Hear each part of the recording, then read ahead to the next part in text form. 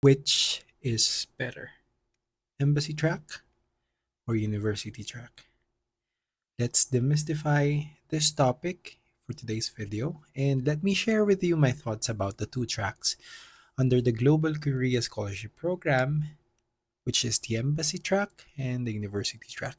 And hopefully by the end of this video, by dissecting each track, you'll be able to decide on your own which one suits your documents, your credentials, and your plans. Hello, welcome back to my channel. This is Justin, and I got the scholarship back in 2020 through the university track. And this video is very important because I've been receiving a lot of comments about Justin, which track should I apply for? Which one is better? Which one is easier for me to get into the scholarship program? And in today's video, we'll be answering that question.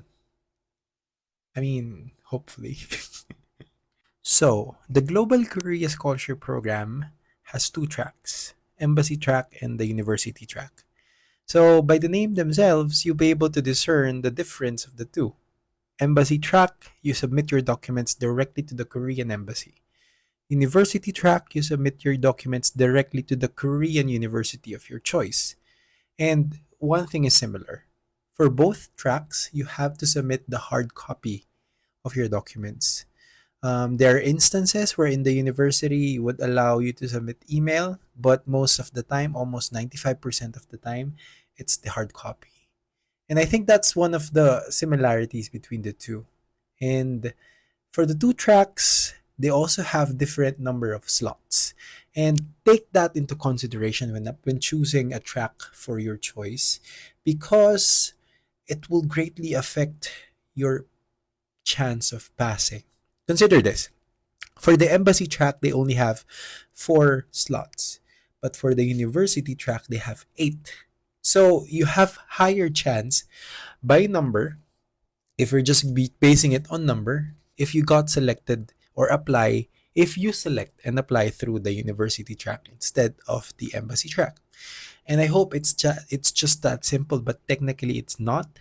So looking at it, slots do matter, but there are other aspects about the tracks that you have to know before choosing or determining which is for you.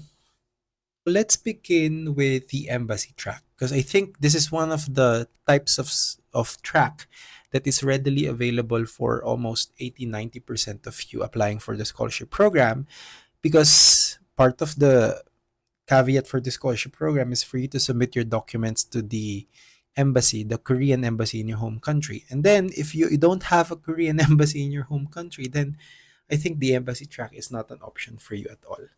But here's the thing. So embassy track allows you to submit your documents directly to the embassy. And for this track, you are given 3 options, meaning you can select 2 Type A universities and 1 Type B university. So for the types, they are all indicated in the form. Type 1 usually are Seoul-based or city-based, but Type 2 are on the region, so provincial-based. So those are the quickest way for you to differentiate the Type A and Type B schools. And then given that you're able to select 3 universities of your choice, that's already an advantage because for the embassy track, you can select 3 universities and 3 different degrees. And some of you have been asking about it, Justin, can you select 3 different courses or degree program per university? And my standard answer is yes, you can select, but I would highly suggest selecting a a course or a major that is that is related to each other.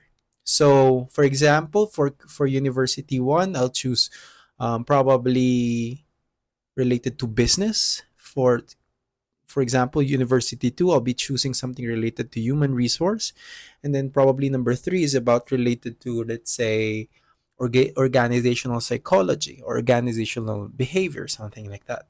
They are different courses, but technically on the family of business. That's the best approach based for my understanding about the track. This is because when you write your personal statement, you can only write one personal statement for the 3 universities. So it should be, your personal statement should be able to capture all the courses that you want to study. And for example, you want to study business for University 1, University 2 is about engineering, and the University 3 is about nursing.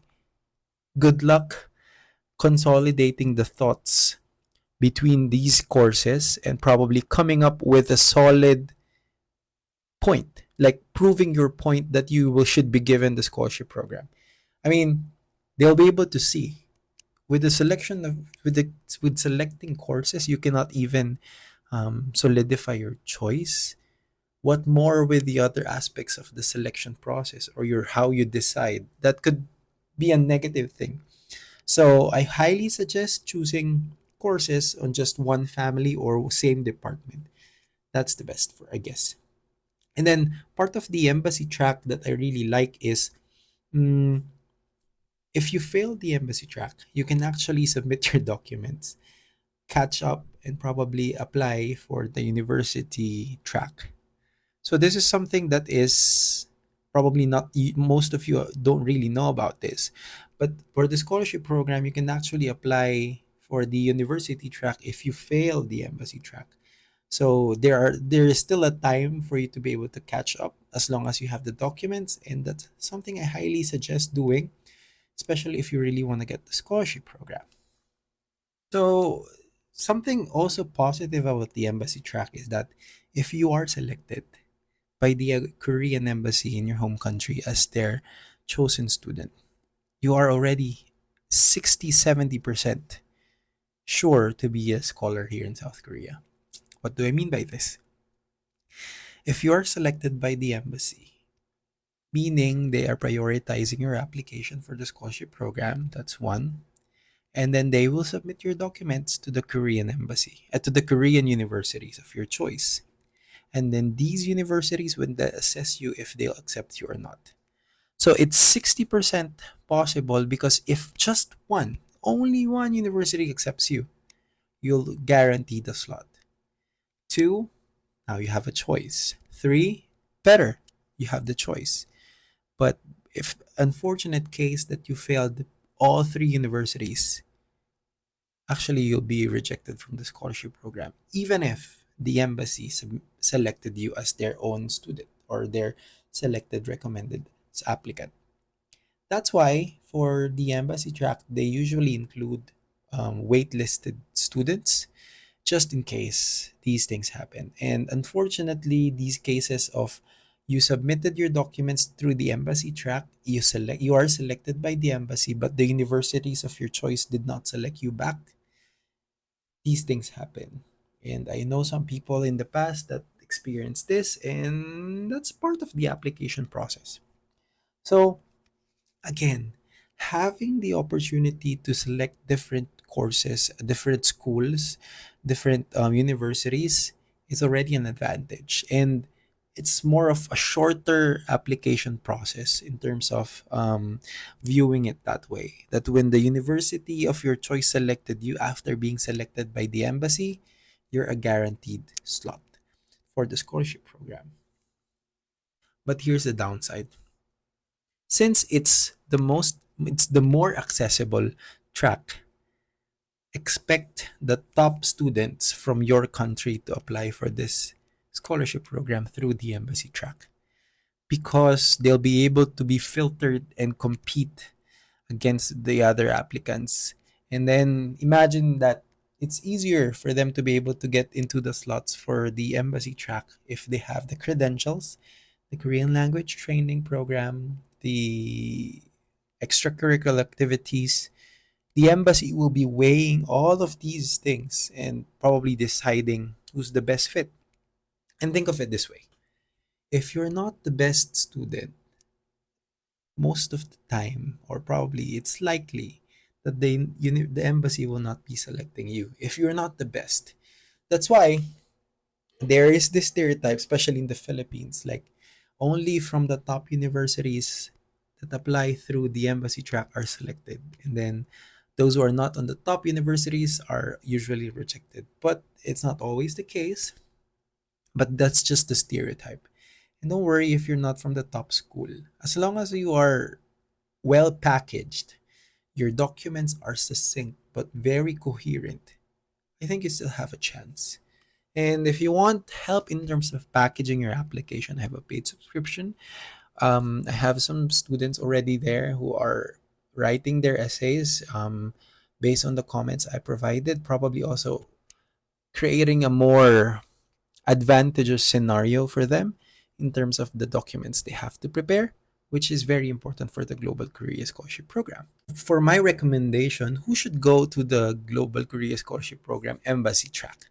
I recommend those with high grades, good quantity of high value certificates, with a lot of extracurricular activities, and if you have topic score, I really, really suggest applying for the embassy track, because once you are selected through the embassy track, you have higher percentage of getting the scholarship with the schools you selected here in South Korea. So if that's the case for you, I really suggest applying through the embassy track. And then if you're confident with your interview skills, then apply for the embassy track, because that's more, I think a lot of the embassy track applicants are interviewed. So that's where you can showcase your skills, you can explain more of your application essays and share more of your thoughts about yourself.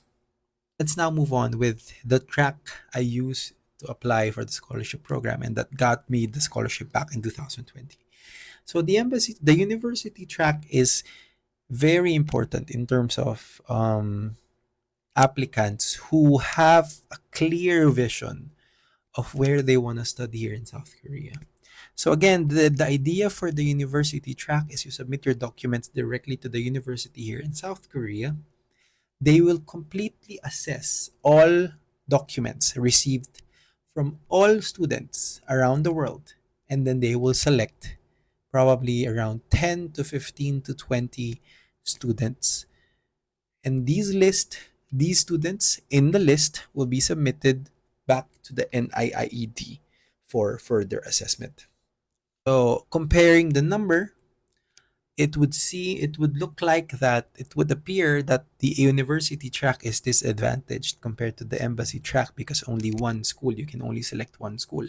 And I saw a few comments asking, Justin, can apply for different universities under the university track. You may try, but for sure you will fail if they find out that you applied multiple times. So I don't really recommend doing that. That's why I really suggest researching about the university of your choice before applying and sending your documents. So that's the advantage. Probably some people or some of you will be thinking, Justin, I don't want to submit just one chance for scholarship program. But that's part of the university track requirement. Only one school of your choice and then submitting your documents to that university. So why now do I recommend applying for the university track?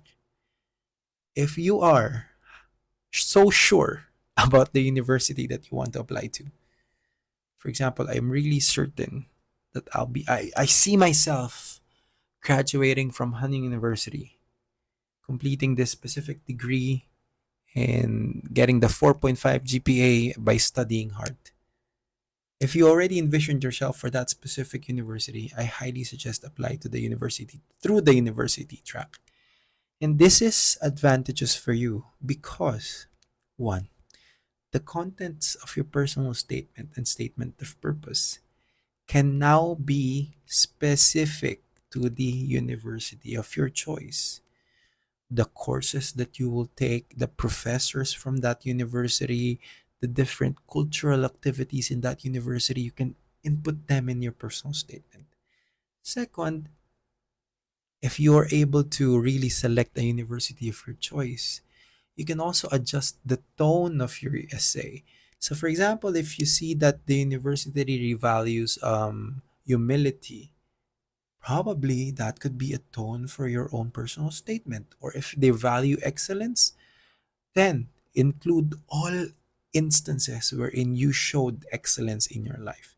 I mean, that's the advantage of the embassy track, the university track over the embassy track.